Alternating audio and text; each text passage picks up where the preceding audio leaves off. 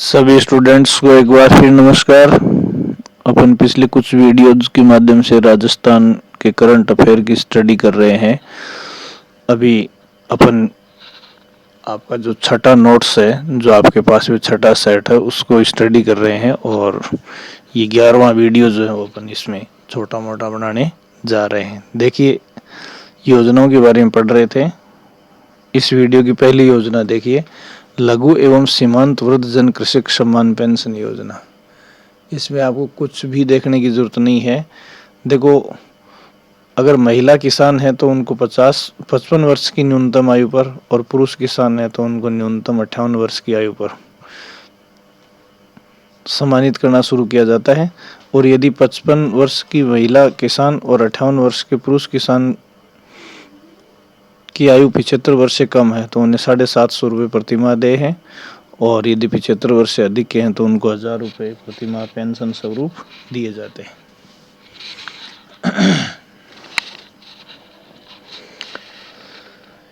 ये सवाल ज़्यादा इम्पोर्टेंट नहीं है। पालनहार योजना देखिए, पालनहार योजना का संबंध किससे है? तो देखो, कठिन परिस्थितियों में रहने वाले जो बच्चे हैं उनको सहायता देना इस योजना का उद्देश्य है, जो कठिन परिस्थितियों में अपना जीवन यापन कर रहे हैं।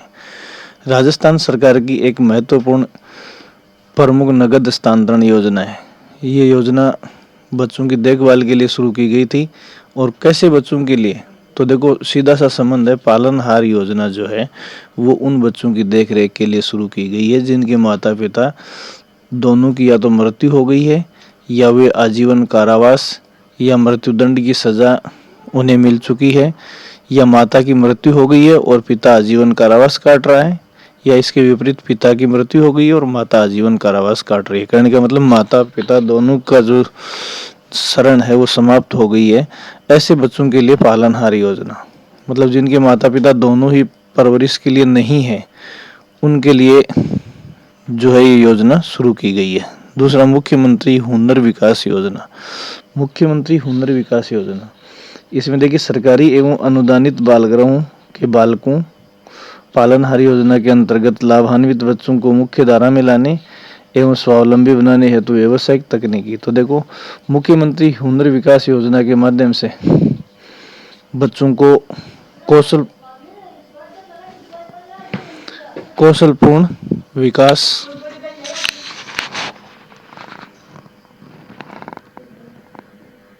नंदू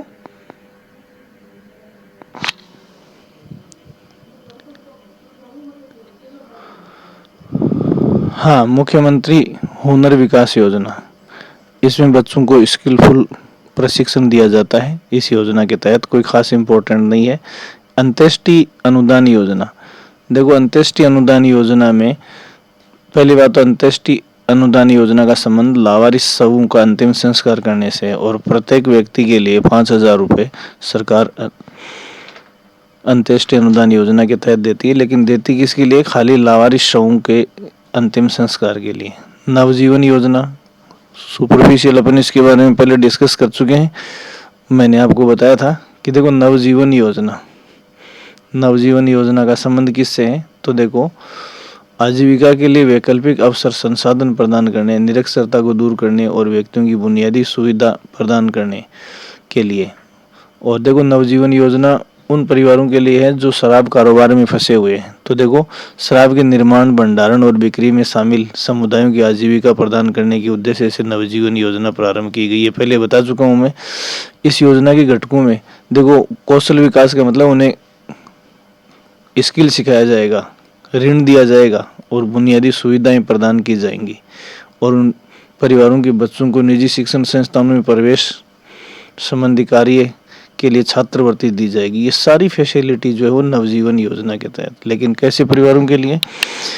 जो शराब के कारोबार में, भंडारण में, शराब निर्माण में उलझे हुए हैं, उनको नए सिरे से सेटअप देने के लिए इस योजना को शुरू किया गया है। फिर देखो, विधवा विवाह उपहार योजना। तो विधवा विवाह उपहार योजना में 51,000 रुपये तक की राशि सरकार देती है विधवा महिलाओं को शादी करने के लिए। विधवा विवाह उपहार योजना। फिर देखो, उज्ज्वला योजना। तो देखो, यहाँ ये आप ध्यान रखेंगे, बहुत ही इम्पोर्टेंट बात है, कन्फ्यूज हो सकता है। इस उज्ज्वला शब्द के साथ यदि रसोई गैस शब्द लग गया, उज्ज्वला रसोई गैस योजना, तो एलपीजी सिलेंडरों से संबंधित है। लेकिन यदि रसोई शब्द नहीं है, ध्यान रखना, उज्ज्वला के साथ रसोई शब्द नहीं है, तो उज्ज्वला योजना का संबंध है देह व्यापार में लिप्त महिलाओं और उनके बच्चों को अवांछित कार्यों में शामिल होने से बचाने के लिए। तो जो देह व्यापार में लिप्त महिलाएं, उनको और उनके बच्चों को इस दलदल से बाहर निकालने के लिए उज्ज्वला योजना को शुरू किया गया है, ताकि वो समाज में अपना सम्मानपूर्वक जीवन स्वावलंबी बनकर जी सकें। और उन्हें इस धारा से या समाज की मुख्य धारा से जोड़ने के लिए स्वयंसेवी संस्थाओं के माध्यम से इस योजना को संचालित किया जाता है। तो उज्ज्वला योजना देह व्यापार में लिप्त महिलाओं से संबंधित है, और उज्ज्वला रसोई गैस योजना जो है वो एलपीजी गैस सिलेंडरों के इस्तेमाल को बढ़ोतरी देने से है। गरीब जो परिवार हैं उनको सिलेंडर सस्ती दरों पर दिए जाते हैं। फिर स्वाधार, देखो स्वाधार गृह योजना, स्वाधार है स्व प्लस आधार। तो देखो ये महिला एवं बाल विकास मंत्रालय की योजना है विपरीत परिस्थितियों में जीवन यापन करने वाली महिलाओं को। तो देखो स्वाधार योजना जो है ये भी महिलाओं के लिए है, और विपरीत हालातों में जो जीवन व्यतीत कर रही है उनको इस योजना के तहत आश्रय, मतलब घर, भोजन, वस्त्र, परामर्श सेवाएं, प्रशिक्षण, स्वास्थ्य से संबंधित और विधिक का मतलब कानूनी सहायता से संबंधित मदद जो है वो की जाती है, ताकि वो विश्वासपूर्ण अपना जीवन यापन कर सके। तो कहने का मतलब स्वाधार योजना जो है वो विपरीत हालातों में जीवन जीने वाली महिलाओं को बहुआयामी सेवाएं, बहुत सारी टाइप की जो सेवाएं हैं इसमें स्वास्थ्य, प्रशिक्षण, विधिक, ये सारी चीज़ें मैंने आपको बताई है, आप देखेंगे। अगला देखिए मुख्यमंत्री कोरोना सहायता योजना। मुख्यमंत्री कोरोना सहायता योजना ये पहले डिस्कस कर चुके हैं। मुख्यमंत्री कोविड-19 के दौरान जो बच्चे अनाथ हुए हैं या जो महिलाएं विधवा हुई है उनके बच्चों को आर्थिक, सामाजिक और शैक्षणिक संबल प्रदान करने के लिए मुख्यमंत्री कोरोना सहायता योजना 25 जून 2021 से शुरू की गई थी। संपूर्ण राज्य में संचालित है। ये क्या है इसमें? इस योजना में अनाथ बालक बालिकाओं को तत्कालीन सहायता के लिए, जो बच्चे अनाथ हो गए चाहे लड़की हो या लड़का, 1 लाख रुपए की तो एकमुश्त सहायता दी जाती है, और 18 वर्ष की आयु तक उनको 2,500 रुपये प्रति माह की दर से और 2,000 रुपये वार्षिक दे। तो देखो 2,500 के हिसाब से 12 महीने के, और इनके अलावा एक्स्ट्रा वार्षिक जो एनुअल किस्त हुआ है 2,000 रुपये। तो देखो 2500 गुणा 12, देखो 1 लाख रुपए एक मुश्त मिल जाएंगे। उसके बाद 2500 के हिसाब से 12 महीने तक और हर साल प्लस साल के 2,000 रुपये अतिरिक्त वार्षिक सहायता दे होगी। और 18 वर्ष की आयु पूर्ण होने पर देखो अक्सर डेथ हो, अनाथ होते ही 1 लाख रुपए, और जैसे ही 18 साल के होंगे उस टाइम 5 लाख रुपए की सहायता राशि दी जाएगी। तो देखो एक स्टार्टिंग में 5, लास्ट में 6 लाख, तो कैश हो गए। और इसके अलावा ये मंथली जो सहायता है वो अलग से होगी। साथ ही इन बच्चों को शैक्षणिक अन्य सहायता के अंतर्गत कक्षा 12 तक निःशुल्क शिक्षा दी जाएगी।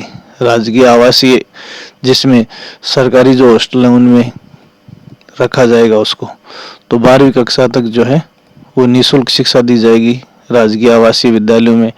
कॉलेज में अध्ययन करने वाले छात्राओं को सामाजिक न्याय एवं अधिकारिता विभाग द्वारा संचालित छात्रावासों में प्राथमिकता से प्रवेश।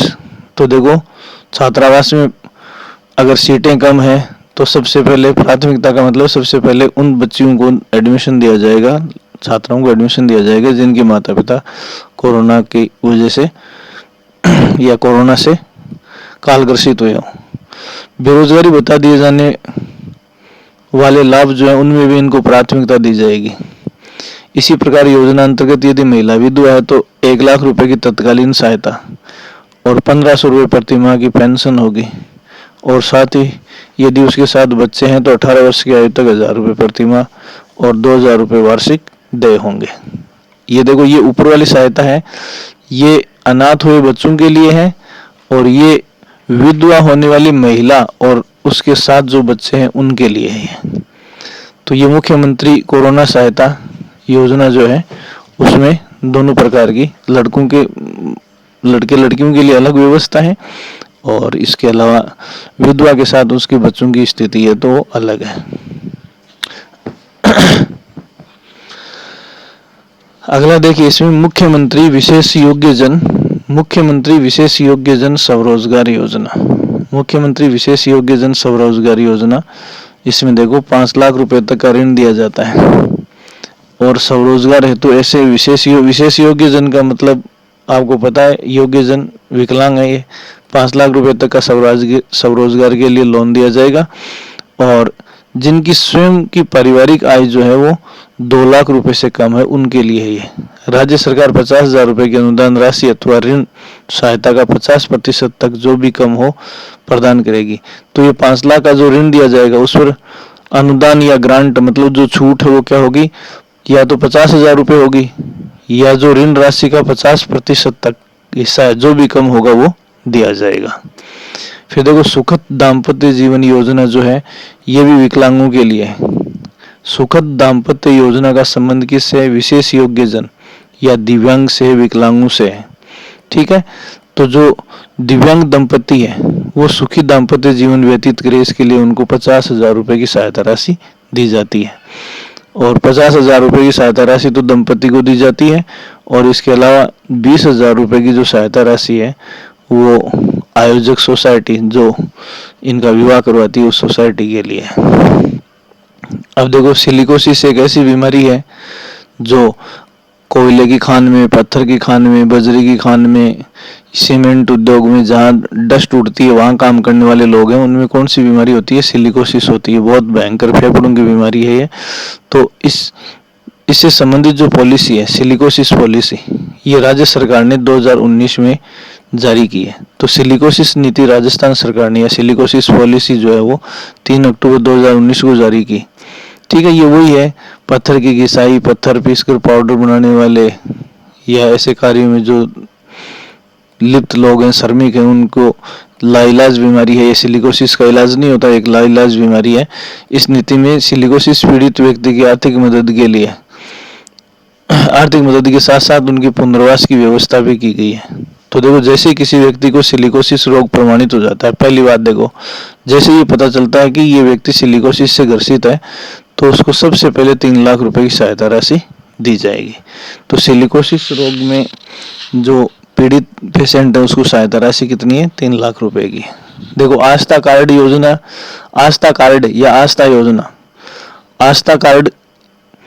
आस्था योजना के तहत आस्था कार्ड जारी किया जाता है। आस्था कार्ड किन को जारी किया जाएगा, जब एक ही परिवार में 2 या 2 से अधिक बच्चे 40% से अधिक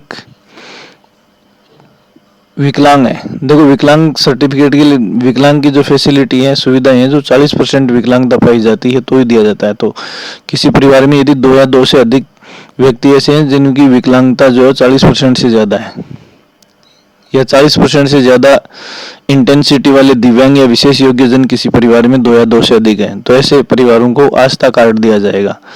ठीक है, और आस्था कार्ड जैसे ही मिल जाता है तो उन परिवारों को आस्था कार्ड जैसे ही मिल जाता है तो उन परिवारों को वो सारी फैसिलिटी मिल जाएंगी जो बीपीएल परिवार को मिलती है। तो आस्था कार्ड कौन से परिवारों को मिलता है, जिनमें 2 या अधिक ऐसे विकलांग व्यक्ति हैं जिनकी विकलांगता 40% से अधिक है। और जैसे ही आस्था कार्ड जारी कर दिया जाता है, इसका मतलब ये है कि उस फैमिली को सभी बीपीएल फैसिलिटी जो है वो दी जाएंगी। अगला देखिए, राजस्थान दिव्यांग अधिकार अधिनियम 2018। दिव्यांग अधिकार अधिनियम 2016 के क्रियान्वयन हेतु राजस्थान ने राजपत्र में 24 जनवरी 2019 को राज्य सरकार द्वारा इस नियम को प्रकाशित किया जा चुका है।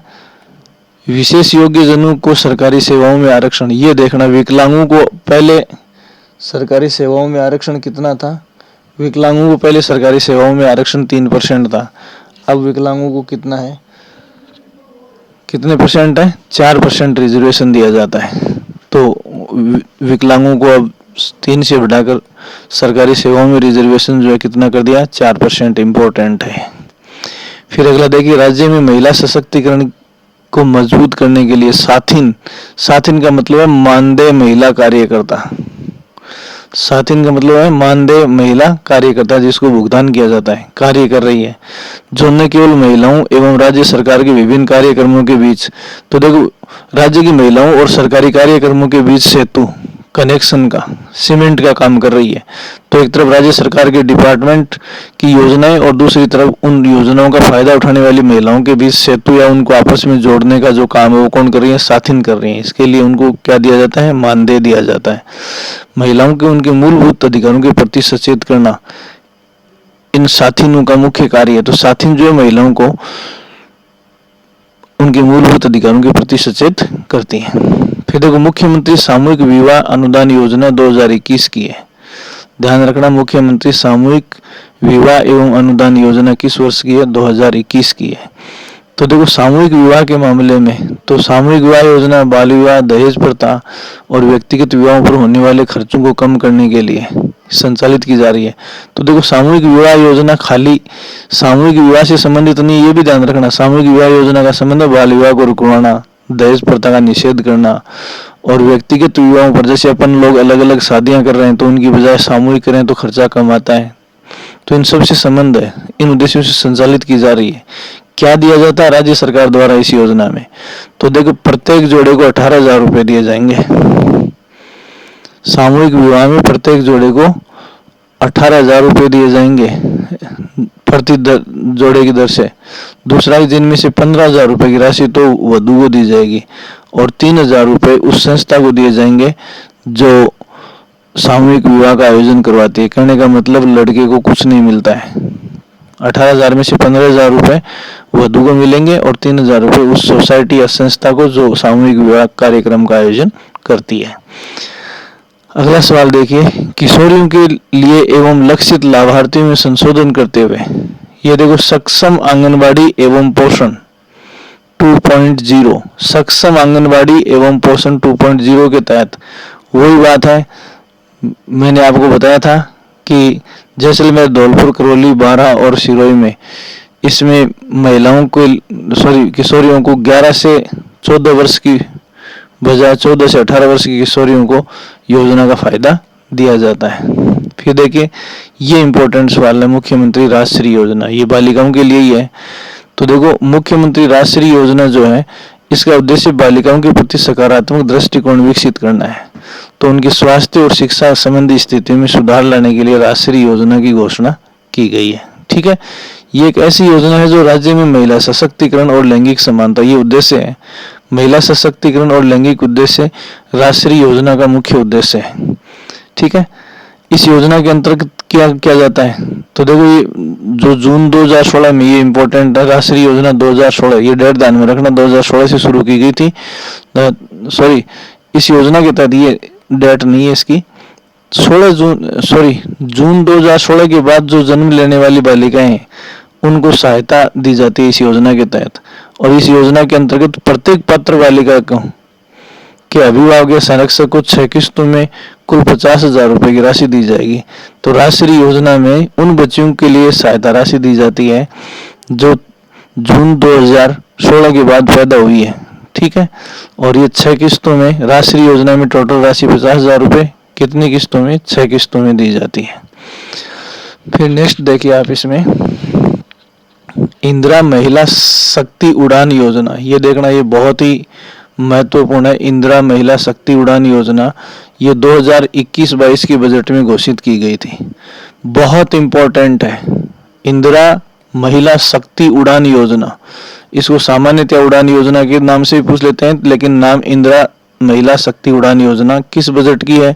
2021-22 की है। क्या किया जाता है इसमें? तो देखो, इसका उद्देश्य स्वास्थ्य एवं स्वच्छता को प्राथमिकता देना है। ठीक है, प्रजनन आयु का मतलब है जो मेनिस्ट्रुअल साइकिल या मासिक धर्म जब लड़कियों में शुरू हो जाता है और जब तक ये चलता है उसको प्रजनन आयु बोलते हैं। तो प्रजनन आयु की लड़कियों और महिलाओं को सैनिटरी नैपकिन जो है वो उपलब्ध करवाए जाते हैं। तो इसका उद्देश्य देखो, स्वास्थ्य एवं स्वच्छता। ठीक है, क्या है, अभी स्कूलों और कॉलेजों से इनका वितरण करवाया जा रहा है। इस दायरे का विस्तार करने के लिए राज्य भर में प्रजनन आयु की लड़कियों और महिलाओं को मुफ्त में सैनिटरी नैपकिन प्रदान किए जाते हैं। इसी योजना को नाम क्या दिया गया है? इंदिरा महिला शक्ति उड़ान योजना नाम दिया गया है। इस योजना का मुख्य उद्देश्य क्या है? तो देखो, महिलाओं और बालिकाओं को सैनिटरी नैपकिन के प्रयोग के लिए प्रोत्साहित करना।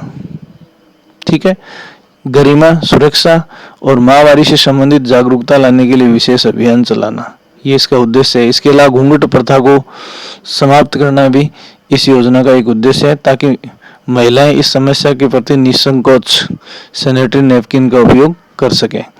फिर देखिए, राजस्थान में बालिकाओं और महिलाओं के लिए निःशुल्क सैनिटरी नैपकिन, ये नाम से ही पता चल रहा है इस योजना का मुख्य उद्देश्य है। और स्वयं सहायता समूह को सैनिटरी नैपकिन बनाने के लिए प्रशिक्षण, ऋण और क्रय वितरण। तो देखो, जो स्वयं सहायता समूह है उनको इनके निर्माण हेतु प्रशिक्षण आदि के लिए प्रमोट करना भी उद्देश्य है। महिला स्वयं सहायता समूह सामाजिक संस्थाओं एवं गैर सरकारी संगठनों को माहवारी स्वच्छता प्रबंधन। तो देखो, मेंस्ट्रुअल साइकिल जो है या माहवारी प्रबंधन है या मासिक धर्म जो है, उसके प्रति इन संस्थाओं को स्वच्छता के प्रबंधन में भूमिका निभाने के लिए प्रोत्साहित करना भी इसका उद्देश्य है। तो ये इंदिरा गांधी, ये देखना दोबारा, मैंने आपको बताया था कि इंदिरा महिला शक्ति उड़ान योजना का उद्देश्य है। तो ये 2021-22 के बजट की एक महत्वपूर्ण योजना है। इसको आप इम्पोर्टेंट मानकर अध्ययन करेंगे, बहुत ही इम्पोर्टेंट। नेक्स्ट आप इसमें देखिए, अगला है इसमें घरेलू हिंसा महिला संरक्षण अधिनियम। तो महिला घरेलू हिंसा संरक्षण अधिनियम 2005 में पारित किया गया, साल इम्पोर्टेंट है। घरेलू महिला हिंसा विधेयक अधिनियम जो है वो 2005 में पारित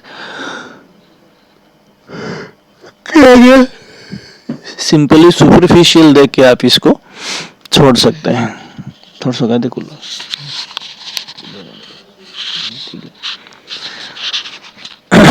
आगे देखो, इसमें महिलाओं का कार्यस्थल पर लैंगिक उत्पीड़न,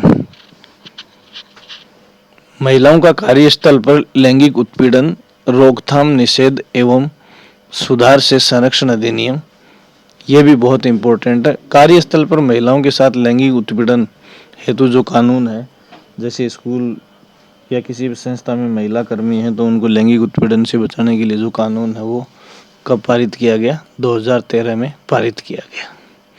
फिर राजस्थान डायन प्रताड़ना निवारण अधिनियम 2015 का है।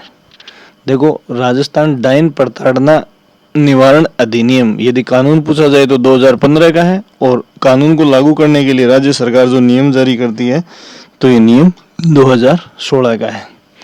फिर देखो, अमृता हाट जो है वो स्वयं सहायता समूह द्वारा निर्मित उत्पादों की प्रदर्शनी के लिए है। ये तो महिलाओं की आर्थिक और सामाजिक सशक्तिकरण का प्रयास है। ये हाट का मतलब बाजार होता है, तो अमृता हाट स्वयं सहायता समूह की महिलाओं द्वारा बनाए गए उत्पादों की प्रदर्शनी और विपणन या मार्केटिंग के लिए लगाए गए बाजार हैं ये। तो इसको आप इस हिसाब से ध्यान में रखेंगे। नेक्स्ट आप इसमें देखिए, जागृति बैक टू वर्क। ये भी अपन ने शायद थोड़ा डिस्कस कर लिया था। जागृति बैक टू वर्क का मतलब है कि कुछ महिलाएं ऐसी होती हैं जो कामकाजी होती हैं, लेकिन शादी के बाद घर गृहस्थी के काम को संभालने के कारण उनका वो नौकरी या वो व्यवसाय जो है छूट जाता है। तो घरेलू परिस्थितियों में घुसने के कारण जिन महिलाओं को कामकाज छोड़ना पड़ जाता है, उनको वापस रोजगार दिलाने के लिए जो मिशन राज्य सरकार ने शुरू किया है वो है जागृति बैक टू वर्क योजना। तो जागृति बैक टू वर्क योजना घरेलू परिस्थितियों के कारण जिन महिलाओं ने रोजगार छोड़ दिया उनको वापस रोजगार दिलाने का कार्य करने के लिए इस योजना को शुरू किया गया है। और ये निजी क्षेत्र के सहयोग से शुरू की गई योजना है। निजी क्षेत्र के सहयोग से शुरू की गई योजना है, ठीक है। तो इस योजना के अंतर्गत एक पोर्टल बनाया गया है, और उस पोर्टल के ऊपर ऐसी महिलाएं जो अपना रोजगार छोड़ चुकी हैं और वापस रोजगार करना चाहती हैं, उनका रजिस्ट्रेशन शुरू किया गया है। इस योजना का शुभारंभ जो है जॉब फॉर हर फाउंडेशन के माध्यम से, मैंने आपको बताया कि ये निजी सहयोग से है, और ये जागृति बैक टू होम जो है वो जॉब फॉर हर फाउंडेशन, ये उस फाउंडेशन का नाम है, उस संस्था का नाम है जिसके माध्यम से पायलट प्रोजेक्ट के रूप में अभी इस पर कार्य चल रहा है। फिर देखिए आप इसमें 20, देखो इसको कई बार शॉर्ट में लिख देते हैं बीसू का। क्या लिख देते हैं? बीसू का 20 सूत्री कार्यक्रम। तो देखो 20 सूत्री कार्यक्रम जो है वो 1975 से शुरू किया गया था। 20 सूत्रीय के ऊपर बार बार सवाल पूछा जाता है, आप थोड़ा ध्यान से देखेंगे। 20 सूत्रीय कार्यक्रम 1975 से शुरू किया गया और अब तक इसे 3 बार संशोधित किया गया है, 1982, 86 और 2006। कहने का मतलब 1975 सहित अब तक 20 सूत्रीय कार्यक्रम के या 20 सूत्रीय के कितने पड़ाव देखे जा चुके हैं? 4 पड़ाव देखे जा चुके हैं। ठीक है, दोबारा लास्ट टाइम इसको संरचित किया गया था 2006 में, और 2006 में 20 सूत्रीय कार्यक्रम को संशोधित जो रूप है उसको 1 अप्रैल 2007 से लागू किया गया था। कहने का मतलब 20 सूत्रीय कार्यक्रम का वर्तमान स्वरूप जो है वो 1 अप्रैल 2007 से शुरू किया गया है। 1 अप्रैल 2007 से ये 20 सूत्रीय कार्यक्रम का चौथा पड़ाव है। इस कार्यक्रम का उद्देश्य देखो, गरीबी उन्मूलन, ग्रामीण क्षेत्रों में रोजगार के अवसर विकसित करना, शिक्षा, स्वास्थ्य, परिवार कल्याण और पर्यावरण संरक्षण। तो कहने का मतलब 20 का जो है एक बहुआयामी कार्यक्रम है, 20 सूत्रीय कार्यक्रम। तो 20 सूत्रीय का मतलब ये है कि इसमें लगभग 20 के आसपास जो कार्यक्रम है, मोटे मोटे मैंने आपको बता दें, इन सबको आगे फॉरवर्ड करना है या इसको प्रमोट करना है, इन सारी गतिविधियों को। योजनाओं, अनेक योजनाओं तथा जिनका प्रभाव विशेषकर ग्रामीण क्षेत्रों में। तो देखो 20 का संबंध बेसिकली किससे? ग्रामीण क्षेत्रों से। किससे? ग्रामीण क्षेत्रों से। और ग्रामीण जनजीवन को गति प्रदान करना इस कार्यक्रम का मुख्य उद्देश्य है। फिर देखिए आगे, ये यहाँ से राज्य वित्त एवं विकास के अन्य संसाधन, ये बहुत ही इम्पोर्टेंट है। यहाँ से आगे मैं कुछ चीजें आपको जो बता रहा हूँ उनको आप बिल्कुल शार्पली देखेंगे, किसी भी चीज को हल्के से नहीं लेंगे, बहुत इम्पोर्टेंट है। अभी मैं इकोनॉमिक सर्वे 2022-23 के जो सवाल हैं वो आपको बता रहा हूँ। तो 2022-23 के सवालों में जो खास सवाल है उनकी चर्चा अपन इस हेडिंग में करेंगे। तो देखिए, पहले इसमें सर्वाधिक राजस्व प्राप्तियां, केवल राजस्थान की बात कर रहे हैं। तो इकोनॉमिक सर्वे 2022-23 के अनुसार सबसे ज्यादा राजस्व प्राप्तियां, जो रेवेन्यू कलेक्शन है राजस्थान को, वो किससे हुआ है? तो देखो, केंद्र सरकार से जो सहायता मिलती है, केंद्रीय सहायता से सर्वाधिक राजस्व प्राप्तियां हुई है। 2021-22 की इकोनॉमिक सर्वे, इकोनॉमिक आंकड़ों में सबसे ज्यादा जो राज्य की राजस्व प्राप्ति है वो केंद्र सरकार की सहायता से है। पहला सवाल, केंद्रीय सहायता से। ऑप्शन हो सकते हैं राज्य की अपनी योजनाओं से, कृषि से, उद्योग से, सेवा से। तो केंद्रीय सहायता से। तो राजस्व, सर्वाधिक राजस्व प्राप्ति 2021-22 में किससे है? केंद्रीय सहायता से है। दूसरा देखो, सर्वाधिक राजस्व व्यय। तो राजस्व को सबसे ज्यादा राजस्व हमें मिला तो है केंद्रीय सहायताओं से, मतलब केंद्र सरकार की सहायता योजनाओं से। और दूसरा, सर्वाधिक जो राजस्व व्यय है, तो राजस्व का सर्वाधिक खर्च जो हमने किस पर किया है? सामाजिक सेवाओं पर। तो सबसे ज्यादा पैसा आया है राज्य के पास केंद्रीय सहायताओं से और सबसे ज्यादा खर्चा किया गया है सामाजिक सेवाओं पर। फिर देखिए, स्कीम वार परिव्यय। तो परिव्यय का मतलब खर्चा है। तो योजनावार, कौन सी योजना के ऊपर, कौन सी योजनाओं पर हमने सबसे ज्यादा खर्चा किया है? तो देखिए, इससे पता चलता है सामाजिक सेवा का मतलब है सामाजिक एवं सामुदायिक सेवाओं से संबंधित योजनाओं पर सबसे ज्यादा खर्च किया है। उसके बाद 2 नंबर पर अपन ने किया ग्रामीण विकास से संबंधित योजनाओं पर। पहले सामाजिक एवं सामुदायिक योजनाओं पर, 2 नंबर पे ग्रामीण विकास पर और 3 नंबर पे ऊर्जा संबंधी योजनाओं पर। तो देखो, स्कीम वार मतलब योजनावार। तो सबसे ज्यादा कौन से क्षेत्र की योजनाओं पर खर्च किया? सामाजिक एवं सामुदायिक योजनाओं पर।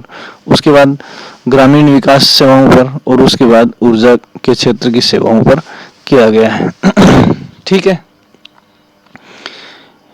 ये कुछ चीजें आप इसमें देखेंगे। अब इस इकोनॉमिक सर्वे में अपन कुछ बाह्य सहायतित जो योजनाएं हैं उनकी अपन चर्चा अगले वीडियो में करेंगे।